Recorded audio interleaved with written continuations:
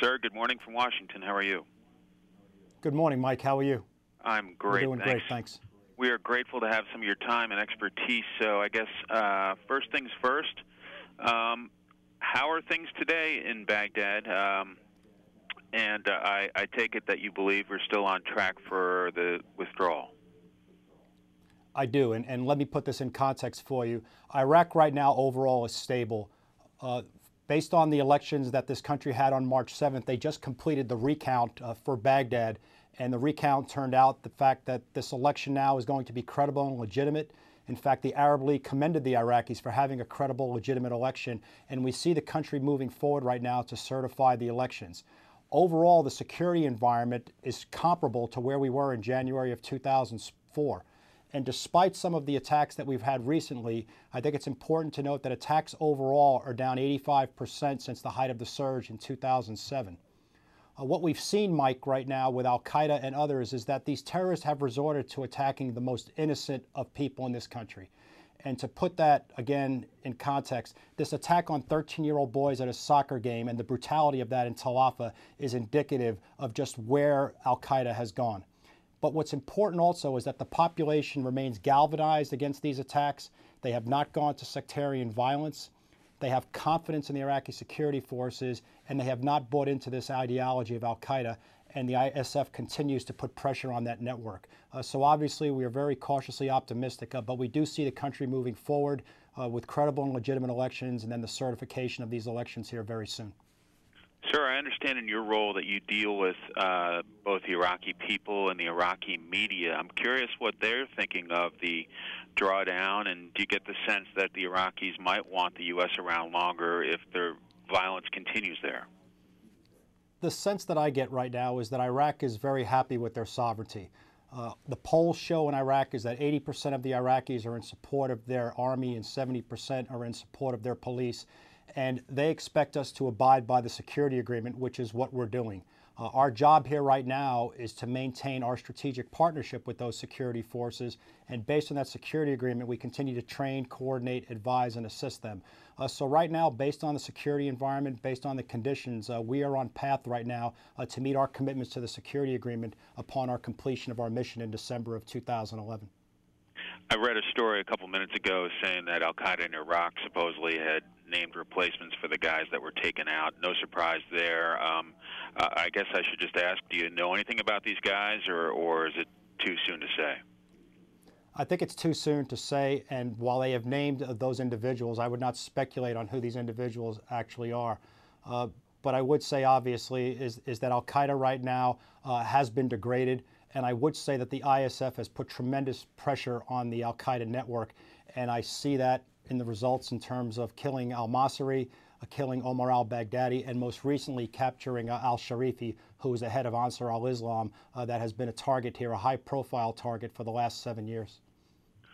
Does the U.S. military have an estimate at this point for when Iraq may, or a hope, when Iraq may agree to a new government? I think right now the key is to get the elections certified. And I think once the elections get certified, perhaps moving into the summer, you'll see the government finally seated. More importantly, what we're seeing now, though, is a peaceful transition of the government. We're seeing the military remain loyal to the Constitution. We're seeing the dialogue of the political parties right now in public discourse in terms of trying to bring together a consensus for national unity. So our estimate would be probably sometime this summer before we actually see the government seated. As the weeks drag on, sir, does it get more and more difficult to draw down to 50,000 by the end of August, and does it become less and less realistic? No, I think it's very realistic, and our plan is flexible, and the plan was built, obviously, so that we have flexibility. And we have come all the way down from 176,000 at the high point last year to roughly about 92,000 where we're at right now. So we're well on track to meet our goal of 50,000 by 1 September. But more importantly, we're going to execute this responsible drawdown to be able to meet our goals and still provide capability and physical and psychological support to the Iraqi security forces. And that's why it's done responsibly, and it's also done with a lot of flexibility built in. But right now, we are well on our way to achieve our goals in accordance with the security agreement. So even if there's not a formed government, you guys will slowly draw down to ultimately get to that number of 50, barring, obviously a huge change in plan. But at this point, the plan is to continue drawing down responsibly, even before the Iraqis form a government, sir? Yeah, our plan right now is to continue our responsible drawdown, and we will continue to do that in accordance with the security agreement. Are there concerns as the days go on that violence could get worse at this point, or are you pretty well convinced that the Iraqis have turned the corner despite al-Qaeda in Iraq's best efforts? Well, I think there's always challenges, and we recognize there are some challenges here. We recognize that while al-Qaeda has been degraded, there is still a decentralized capability in terms of their operatives to conduct formidable attacks, as we have seen recently. But our drawdown will continue predicated on what we see with the security environment, and it is not linked to government formation. So we maintain, our plan to go on that drawdown, and then obviously at the request of the Iraqi government, we will continue to assist them until our mission ends in December of 2011.